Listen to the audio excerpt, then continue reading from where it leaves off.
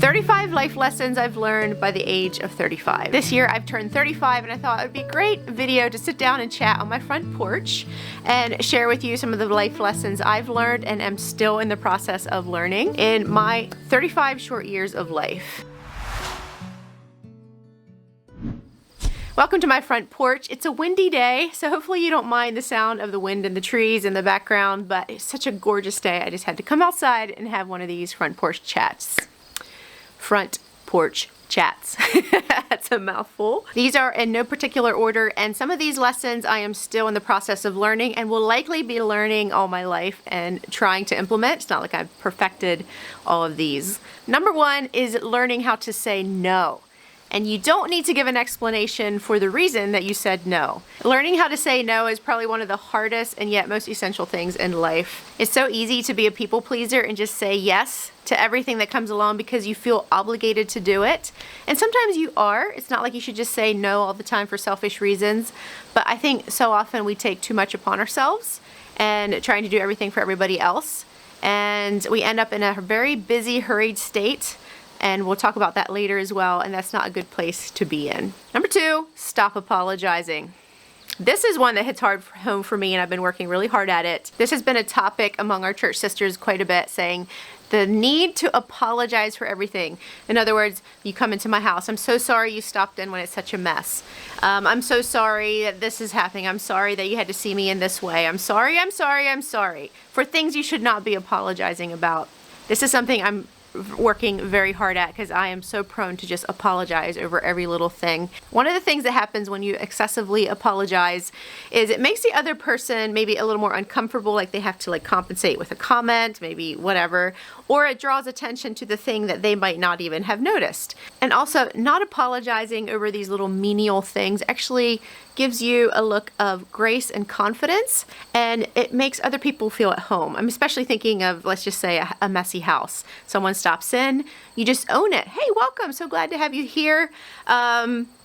Whatever, come on in. You don't have to talk about the mess. You just invite people in and make them feel at home. That's just one example, and it's something I have to work at all the time because I have a lot of insecurities in my life, and it's out of those insecurities that arise the apologies. And so when I don't apologize over every little thing, it makes me appear more confident whether I am or not. But anyway, it's a good lesson that my friends have been trying to teach me. So yeah. Number three is to focus on all the things that you have down to the smallest details.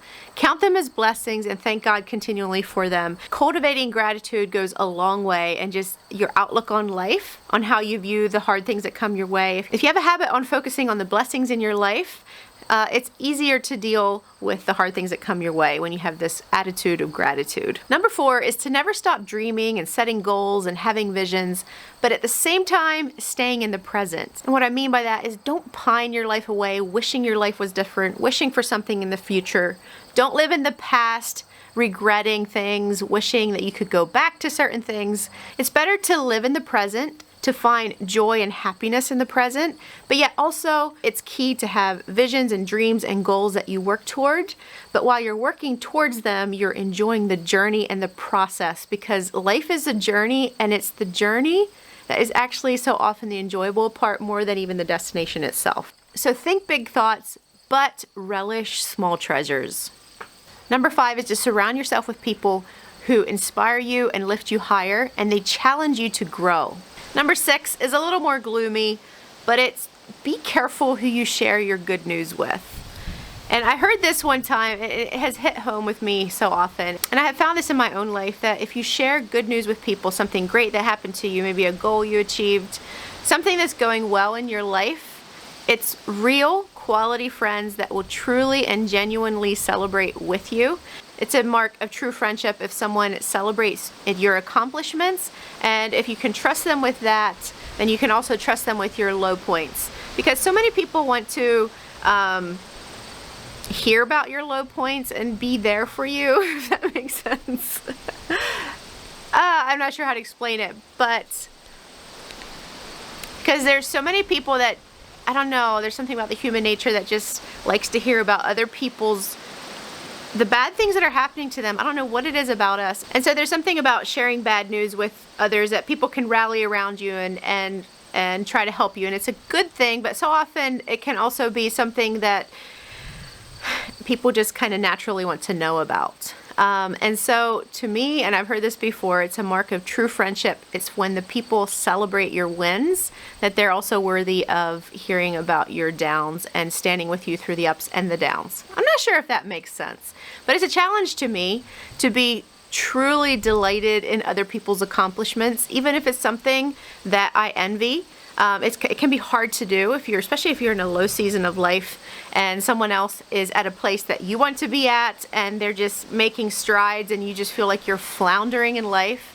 It can be really hard and go against the human flesh to be truly and sincerely happy for that person in their accomplishments. But it's a challenge for myself to do that. And it's also just a marker for myself. I'm just very careful with how much I share and who I share my highs of life with. And if I do that with you, then you are a trusted friend. I don't know if that one completely makes sense. It's a little bit clearer in my head. But it's just a challenge for myself that I can be the kind of friend to people that truly and genuinely am happy when someone else succeeds at something, even if I'm not succeeding in that area I want to. Because I do know there's areas in my life that I wish so bad I could be this certain way, and other people just seem to not have any problem with that, and they just succeed without hardly even trying.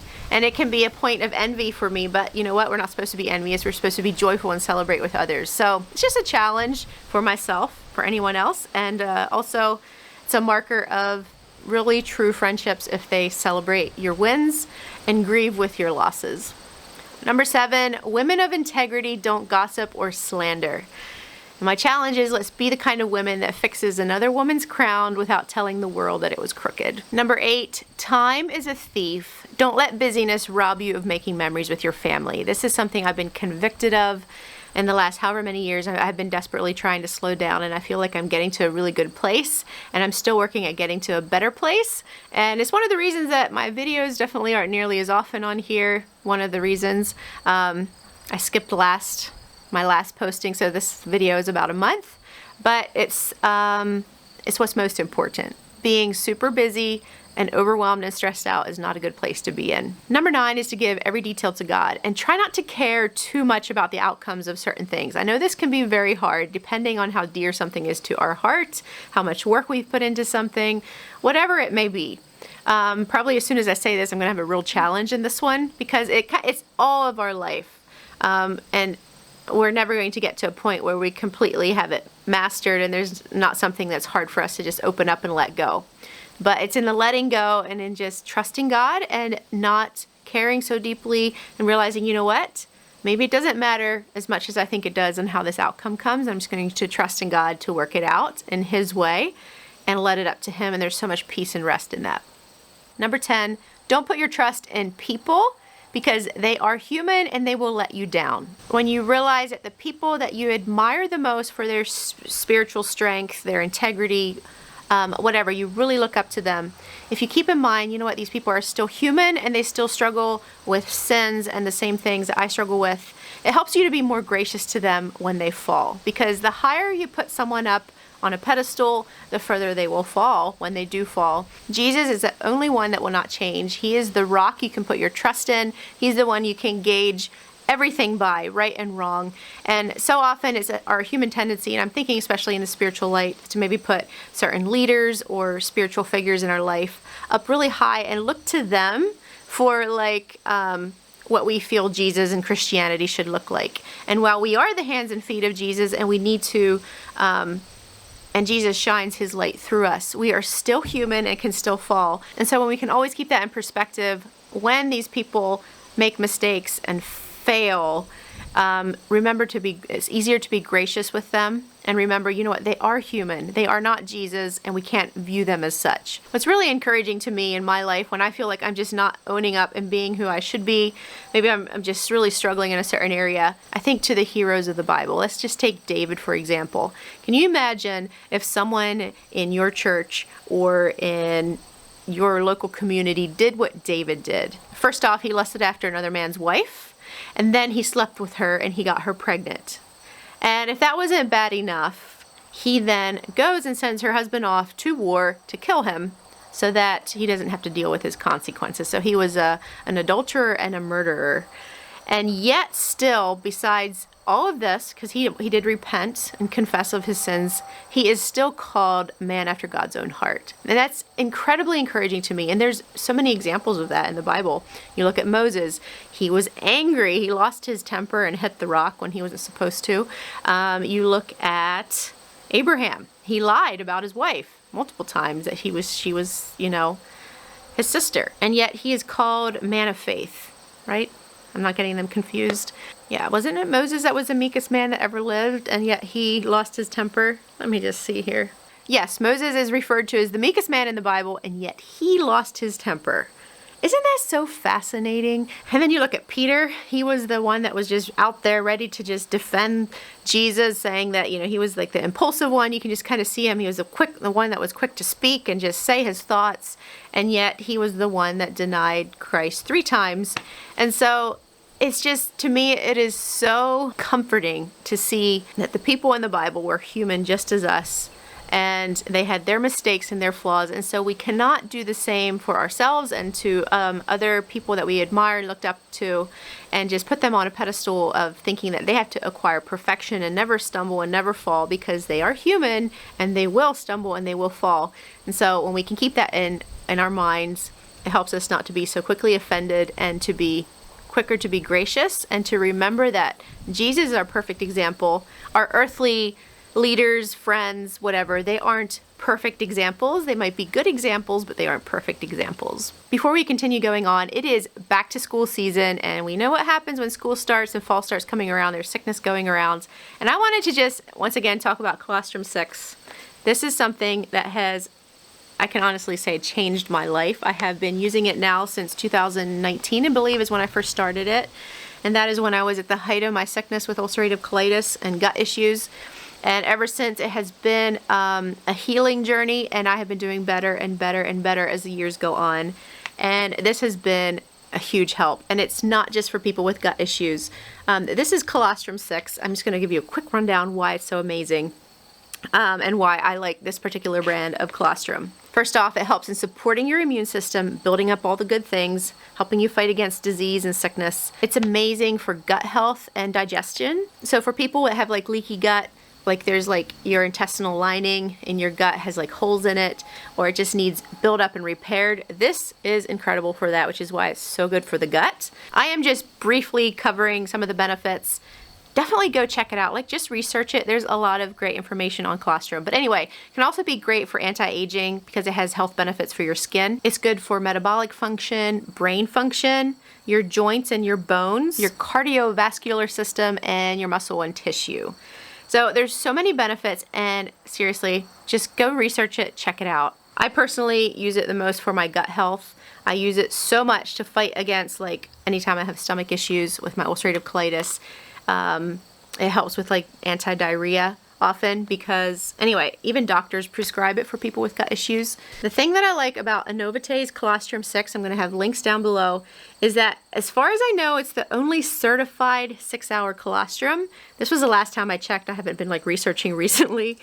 Okay, so if you don't know, colostrum is the first milk that comes in for mammals. It's super beneficial for the baby to get boost their immune system, to get them ready to face the world, and to just give them that boost in health. So colostrum is what they call the first milk, and after that the milk starts coming in and diluting the colostrum.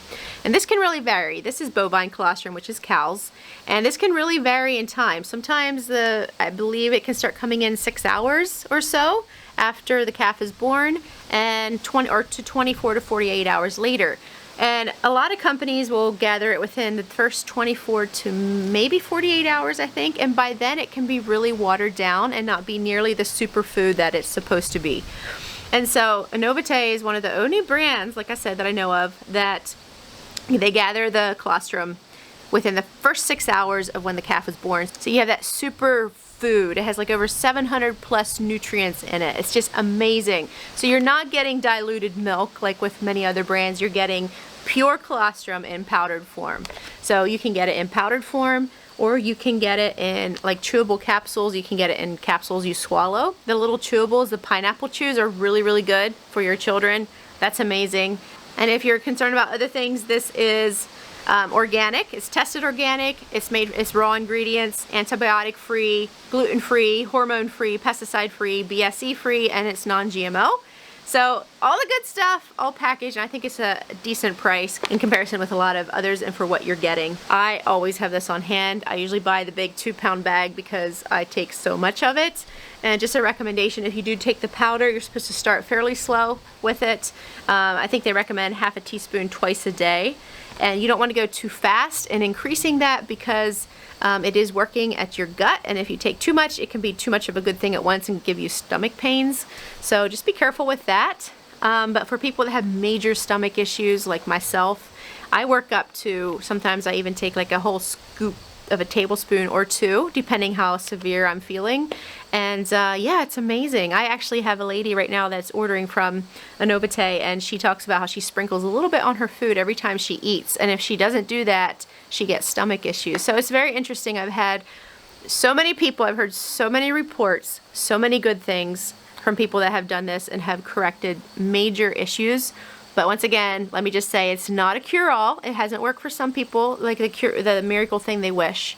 But for some people, it has been a miracle, and I feel like I've been one of those people. So I'll have links below if you want to try it, if you want to get your kids on it, build their immune system with all the sicknesses coming down the pipeline, school and everything starting.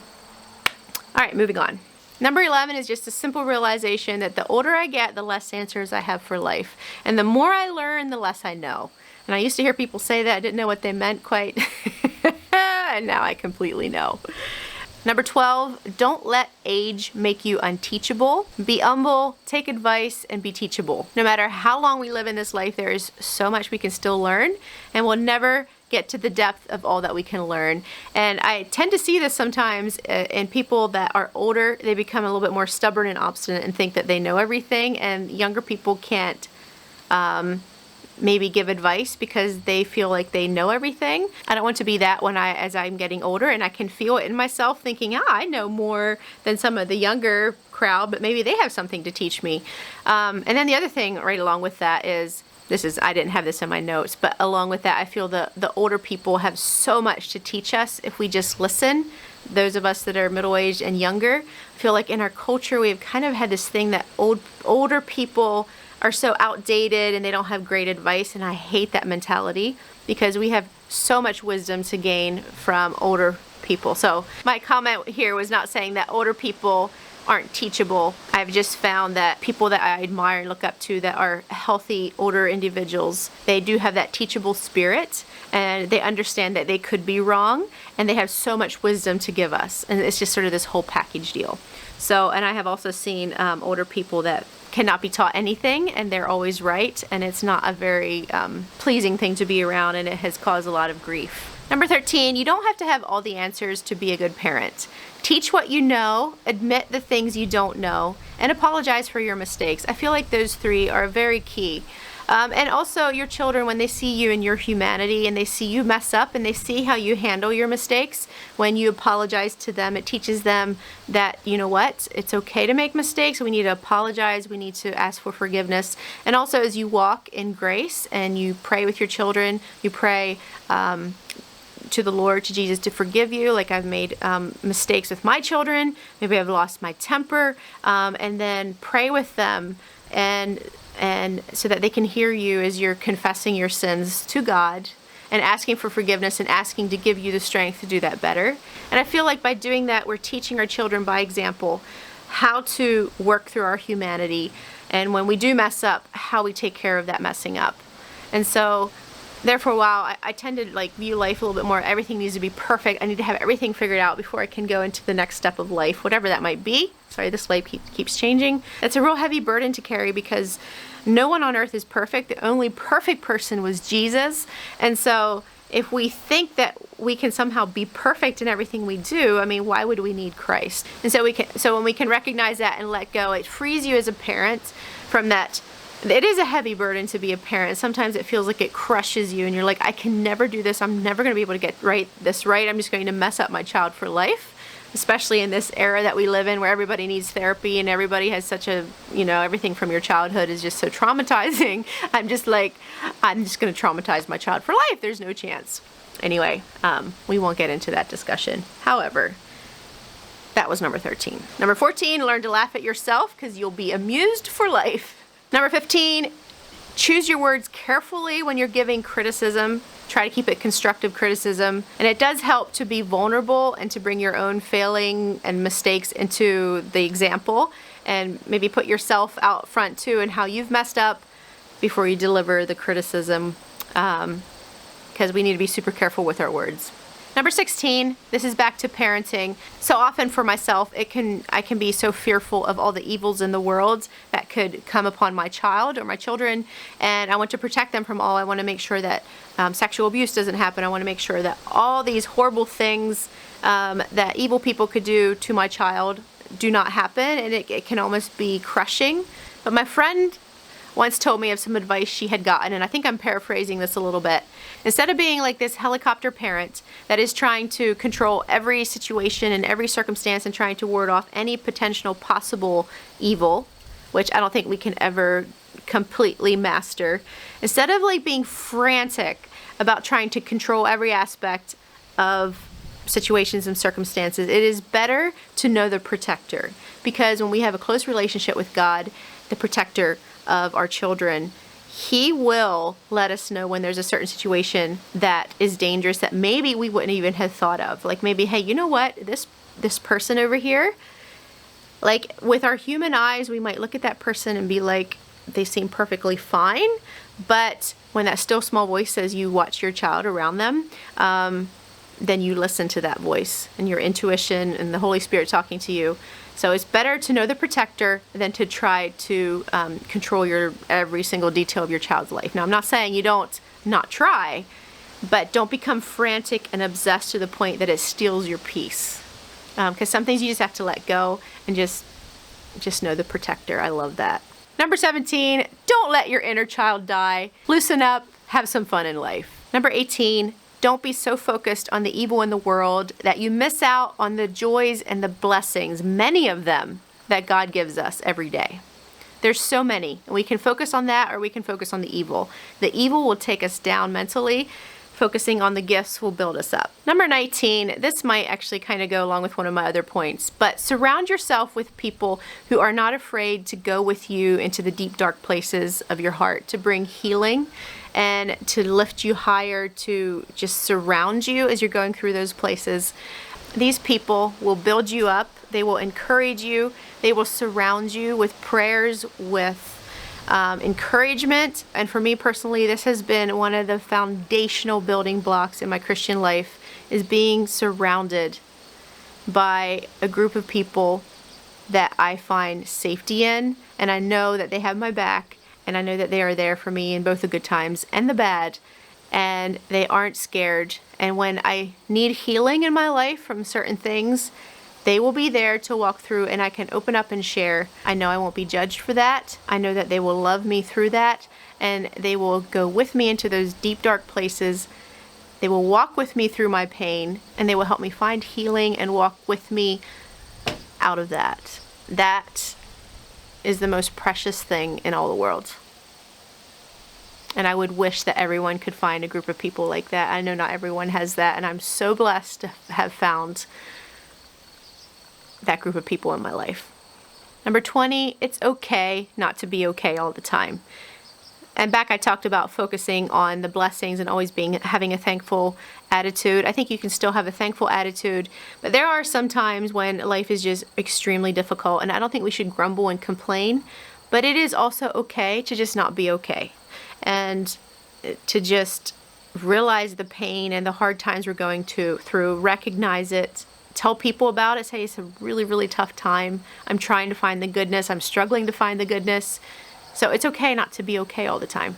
Number 21, try not to be consumed with what other people think about you, about whatever you're doing. This is hard, and I know it's going to be a struggle for me for all my life, because we just care about what other people think about us. But I do think the longer time goes on and the older I get, it becomes a little bit more easy to just not care as much. Always, I'm like, you know what, someone might not understand this decision I made right now, but it's okay. God understands, I understand, and I'm at peace with it, and I don't have to explain my way out of it. Also, there's a verse in 2 Corinthians 10:12. It says, but they, measuring themselves by themselves, and comparing themselves among themselves are not wise. So if we're going to be doing comparing, we need to be comparing ourselves to Jesus and aligning ourselves with his values. Some of this other stuff, it just doesn't matter. Just be authentically you. Number 22 is set your own goals and measure your success by who you were yesterday. Don't measure it against anyone else. This kind of goes with the previous point. We all walk a different path, and if we were all the same, life would be incredibly boring. Number 23, make home a place you don't want to escape from. I love this quote. Make it a haven for your family where a lot of fond memories are made, and when children leave, they think back with fondness of home.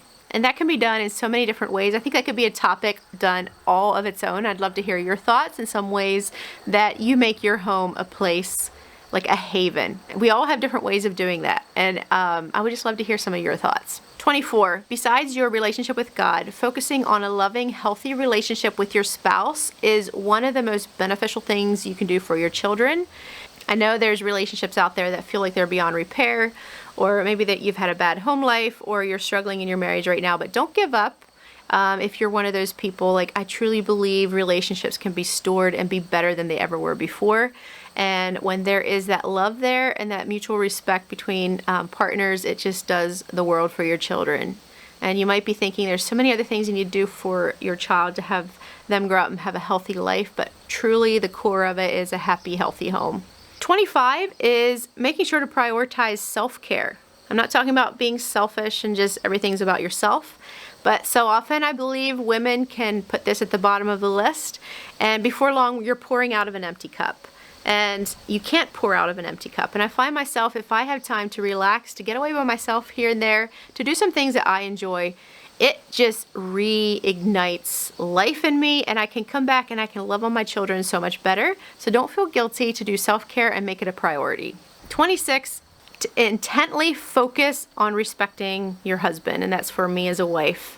And respect, I just, as a woman, I speak more in the language of love. Men speak in respect, and I'm still learning what that looks like and what that means. Like, certain things that I might say, I think aren't disrespectful at all, but they're very disrespectful to my husband, and I'm still learning. And there is a book, actually, I'm going to recommend. I'll have links to it below. It's called The Empowered Wife. And some of it I was like, I'm not sure if I quite agree with everything, but I actually do. It's a very interesting book. And if you decide to read it, I'm curious what your thoughts are. And I'm still working through it. I haven't gotten through the whole thing yet. But yeah, it's amazing. She's all about ending divorce and restoring relationships between a husband and a wife. And one thing I do agree with her on so much is how much power that a woman has, so much power. She says a woman has all the power in the relationship, which is a pretty strong statement. But I do, and it's not something to lay guilt on yourself, but I do see this so much in my own tendencies as a woman. We have this tendency to want to just mother and like correct and chide and tell our husbands what they're doing wrong and they're not doing exactly like I want it. And you're constantly telling them how to do things, why they should do things, why they shouldn't do things, how you want things done. And it often goes even higher than that. You disrespect them in so many ways that you might not think you are, or maybe even you know you are, disrespecting them, talking down about them to other people, degrading them. And there is nothing more devastating to a man than to be disrespected. And so when you learn little tools on how not to be disrespectful and to be very respectful, it transforms your husband into a way, or it should, the majority of men. Anyway, it transforms your husband in a way that is just incredible. And I really like the message of the book. So if you want to read it, go ahead. I'll have links below. It's maybe a little controversial book for some people, but I think it's amazing. And it's not written from a Christian perspective, so keep that in mind. One quick thing on this topic. This video is getting way too long. Why did I think I could do 35 things in a short video? One thing that I have noticed is that when my husband feels respected, at least I believe he does, and I go out of my way to do things that respect him, to build him up or whatever, he will literally bend over backwards for me, doing things for me. And it's like this cycle. You can either be on a toxic cycle where you step on each other's hoses and you disrespect him and he's unloving to you and you're angry and you just keep, it's just a fight. And the more you feel unloved, the more he feels disrespected. Or it can be the other way. The more he feels respected, the more he loves you. And soon everybody, it's not that it makes marriage easy, but it shouldn't be such difficult work, I think. And so it's just very fascinating. It's just out there. So if you want to have your husband adore you, respect him. Sounds selfish, doesn't it? Number 27, I'm going to start off with a verse. In John 15, I believe it's verse 5 through 6.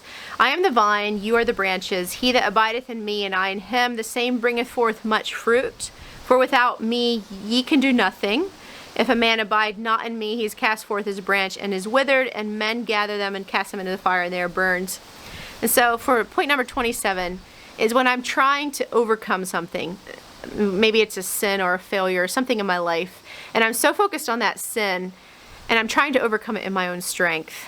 It's not possible. And so someone challenged me. It's like, are you focused on being connected to the vine that gives you life? Or are you just focused on your withering branch and trying to restore life out of your own strength? And so sometimes all of these trials that we face and these little habits or sins or whatever that we can't get over and overcome, sometimes our problem is simply we're not connected. We're not connected. Of course, we have to put effort in. But sometimes if we can't overcome, maybe it's because I'm not connected to the vine where I'm supposed to get my life from. So when my relationship with Jesus is solid, I'm focused on quiet time with him, on Bible reading and prayer. That is my connection. I'm getting my life from the vine. And so when I get busy and hurried and I forget to do that, and I suddenly see all my sins and all my failures and shortcomings here, and I'm focused on the branch and the fact that I'm not giving the fruit I'm supposed to, and I'm trying to make the fruit come, the fact is the branch is cut. Maybe I'm cut off from the vine and I'm not getting my life from him. So focus on being connected, and a lot of these other things just fall into place. Yes, it requires effort, but you're getting life and strength from the vine. Number 28, Albert Einstein has a quote that says, "A person who never made a mistake never tried anything new." And I like this. As someone that beats myself up every time I make a mistake or fail, it's just a reminder that, you know what, when you're learning something new, you're going to fail. And you're going to fail again and again and again. But with each failure, you learn something new and you're propelling yourself towards the goal of whatever you're trying to succeed at. So view failure as a learning moment and not as a mark against you as a person. Number 29, Ruthlessly Eliminate Hurry. This is a book I am currently working at reading. I've just started and I've been so convicted from the very beginning. Corrie ten Boom, this is like a quote out of the book. Corrie ten Boom once said that if the devil can't make you sin, he'll make you busy, and that hits home. There's truth, and this is a quote from the book, there's truth in that both sin and busyness have the exact same effect. They cut off your connection to God, to other people, and even to your own soul. That's convicting, and it's so true. When I'm busy, what do? I can't love well because I don't have time for people. I get upset, I get angry, I quickly lose my cool, lose my temper because I'm just too busy. When I'm so busy, I can't be still and know God. I can't hear his voice, I can't hear him speak to me because I'm so frantic. I'm thinking about the next things to do. I'm like, okay, quick, I need to just, quick pray, quick read my Bible. There's no time for anything. And so busyness and sin are closely intertwined. And that's convicting. So it takes a lot of effort to ruthlessly eliminate hurry, and I'm working at that. I feel like I'm getting much better. I still have a long ways to go, and this goes along with the first point I believe I had, is learn how to say no. 30 is to try new things and get out of your comfort zone. When you look back on your life, you're going to regret the things you didn't do much more than the things that you did. 31, it is more blessed to give than it is to receive. Looking for ways to bless other people is an amazing way to get yourself out of a slump or out of a depression, or just live your life when you're looking for ways to bless others, to give to others. It's just a life-giving, it's just more blessed to give than to receive. 32, travel. That one came random, didn't it? There's a few different quotes I want to quote that just speak to my soul. Traveling, it leaves you speechless, then turns you into a storyteller. Fact. The world is a book, and those who do not travel read only one page. Love this quote as well. I have found that people that often travel a lot have a very interesting perspective on the world. They have a very broad mind, and they're just usually very interesting people, and I love to be around them and hear their stories and their perspective on the world. And I think reading also does this, like reading a lot of books. I'm not much of a reader. It's something I need to get better at, but reading does this as well. Travel makes you modest. You see what a tiny place you occupy in the world. That is facts. With age comes wisdom, with travel comes understanding. Tourists don't know where they've been. Travelers don't know where they're going. I know travel is not feasible for everyone. However, there is one thing I will say. There is a certain mindset that travel is always expensive. And I've seen this in a lot of people, especially they think international travel is just the most expensive, that only wealthy people can do it. But honestly, sometimes traveling internationally is a lot more affordable than traveling right here in the States, like just jumping in your car and leaving. We found that again and again and again. If you don't mind getting out of your comfort zone, saying no to like luxury stays and resorts and all the things, saying no to like the must-do experiences and places that always cost a lot of money. If you can budget, cook while traveling, do grocery shopping at supermarkets, such like. And of course, learning a lot of travel hacks, how to find cheap flights, learning how to utilize points and rewards. Honestly, traveling is very feasible. And once you kind of do it, it's a lot of work, but it is the most culturally rich, life-broadening experience. Once you start, it's hard to stop. Travel more. Travel more. Number 33, I love this quote. Feelings are good servants, but they're disastrous masters. My personality feels very deeply, and I can let feelings so easily run my life. This will be a battle of my life where feelings just run me. So some of the things I'm still learning and working at, but number one is just to recognize it is a feeling. Even though you feel like it's not a feeling, it is a feeling, and just recognizing that and saying, you know what, this will pass. I'm just gonna ride it out. And give me a day or two and I probably won't feel this strongly about this certain thing. And it's okay to feel it, but just to know in your head that, hey, it feels like it's a fact, but it's probably not a fact. Another thing, maybe you're having a really bad day and your feelings are just taking over, one thing after the next happen, just to stop, take a deep breath and reset and say, you know what, I can choose to like look at how my day went wrong so far and all the things and focus on that, or I can focus on the positive and just say, hey, I'm just gonna turn a fresh page, even if it's in the middle of the day. Stop, like just drop my expectations, reset, regroup, breathe in, breathe out, and maybe the feelings can subside a little bit.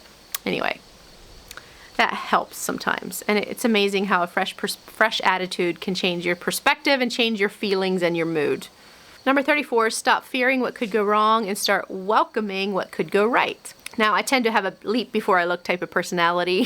Just sort of, hey, what could go wrong? And I jump and then I find out all the things that could go wrong. But I will say that in a lot of the things that we have tried, many things have been failures, but they were worth trying. And many things have been successes, and they were worth jumping without completely having to analyze it for months and years and thinking and overthinking and thinking and overthinking and worrying about everything that could go wrong. So sometimes just stop overthinking it and just try it. Number 35, we're finally here, last of all. Just do the next right thing. Sometimes life can be so overwhelming. You are facing a mountain. Maybe it's a mountain of tasks, or maybe it's like a situation that looks like a mountain and you have no idea which path is right, what to do, which direction you should take, and everything looks huge. Just to do the next right thing helps me. I love that. I forget who quoted it. That can help. And let's just say I have a lot of work ahead of me to do, and I just want to sit down and do nothing because I'm so overwhelmed. Sometimes it just helps to get up and say, okay, what is one thing I can do? And then once I have that done, what is the next thing I can do, instead of looking at the mountain of work that needs done? And then the same goes with certain situations. Just doing the next right thing that you know to do, and sometimes that's all you can do. Anyway, thank you for being here. Tune again in for next week. Next Friday, I have a fun announcement that we're going to announce if I can get everything done in time. And we'll see you then, Lord willing. God bless.